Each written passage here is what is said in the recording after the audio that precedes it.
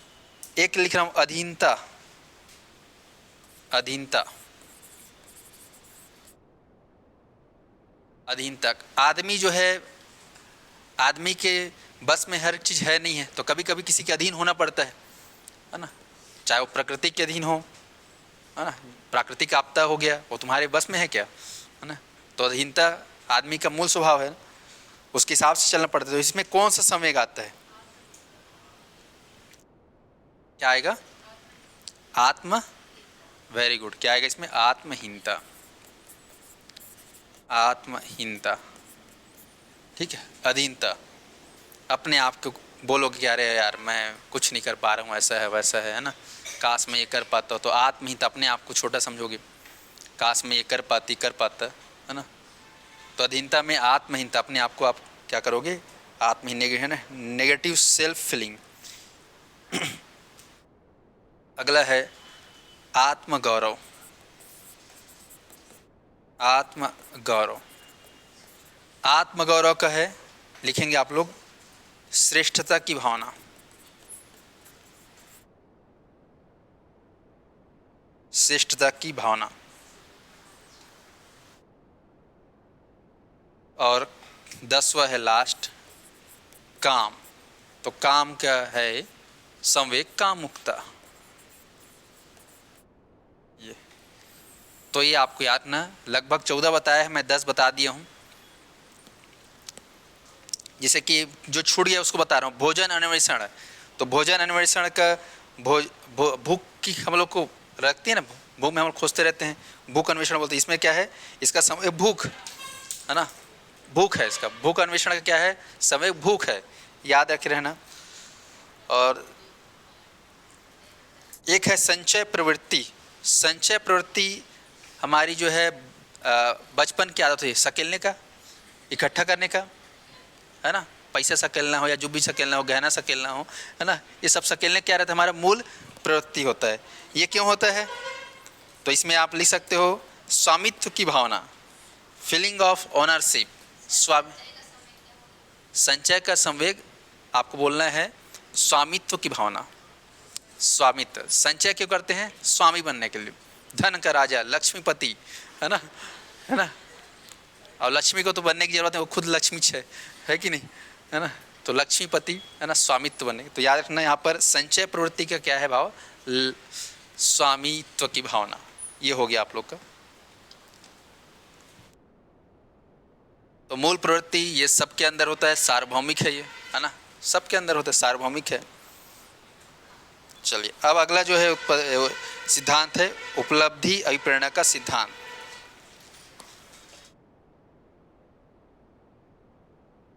इसको कल पढ़ेंगे, है ना, ये आज का हो गया, एक पन्ना और बचा है, कल इसको पढ़ लेंगे। यहाँ से सवाल आता है भाई, कल जो है आधे घंटे क्लास और रहेगा, फिर एक टॉपिक कंप्लीट बन जाएगा, फिर हम लोग नया टॉपिक स्टार्ट करेंगे। नया टॉपिक मैं क्या पढ़ाऊँगा,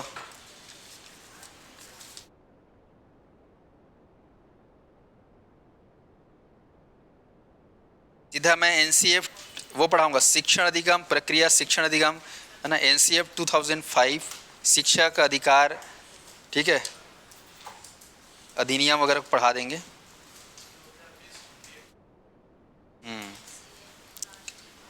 कि बुद्धि पढ़ोगे, अभिप्रेरणा के बाद बुद्धि है, बुद्धि की प्रमुख विशेषताएं, ये सब चीज़ बंद कर देना, हो गया, क्या हो गया, बुद्धि पढ़ा दूंगा ना, चलो ठीक है।